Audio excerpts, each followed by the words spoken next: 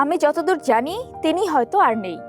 বার্তা সংস্থা রয়টার্সকে দেওয়া সাক্ষাৎকারে এমন কথাই বলেছেন মিয়ানমারের গণতন্ত্রকামী নেত্রী অং সান সুচির ছেলে কিম হ্যারিস। তিনি আরও বলেছেন, তার নানা ধরনের স্বাস্থ্যগত সমস্যা রয়েছে। 2 বছরের বেশি সময় ধরে তাকে কেউ দেখেননি। তার আইনজীবী দলের সঙ্গে তো নয়, যোগাযোগ করতে দেওয়া হয়নি পরিবারের সদস্যদের সঙ্গেও।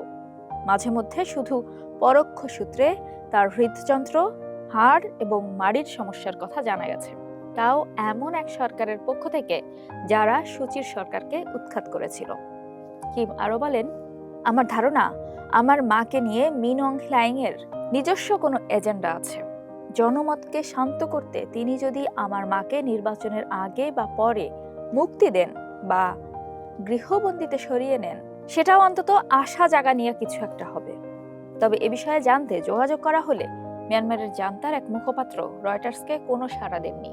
এর আগে অবশ্য সরকারি ছুটি বা গুরুত্বপূর্ণ কোনো উপলক্ষে মিয়ানমার সেনাবাহিনীকে বন্দি মুক্তি দিতে দেখা গেছে। আর চলতি মাসের 28 তারিখ থেকে কয়েক ধাপে মিয়ানমারের জাতীয় নির্বাচন অনুষ্ঠিত হওয়ার কথা রয়েছে। ফলে এখন সুচির যুক্তরাজ্যের নাগরিক ছেলে কিম আসন্ন নির্বাচনকে মায়ের মুক্তির উপলক্ষ হিসেবে কাজে লাগাতে চাইছেন। জাপান সফরে গিয়ে দেশটির বিভিন্ন রাজনীতিবিদ ও সরকারি কর্মকর্তার সঙ্গে তিনি দেখা করেছেন। তিনি চাইছেন তার মাকে মুক্তি দেওয়ার জন্য জাপানের মতো সরকারগুলো জান্তার উপর চাপ তৈরি করুক। 2021 সালের সামরিক অভ্যুত্থানের পর থেকে মিয়ানমার গভীর সংকটে রয়েছে। সমন্বিত ও এককভাবে জান্তার সরকারের বিরুদ্ধে সশস্ত্র লড়াই চালিয়ে যাচ্ছে দেশটির বিদ্রোহী গোষ্ঠীগুলো।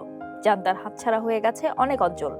এরই মধ্যে উস্কানি, দুর্নীতি, নির্বাচনে জালিয়াতি সহ বিভিন্ন অভিযোগে 27 বছরের কারাদণ্ড ভোগ করছেন অং সান সুচি।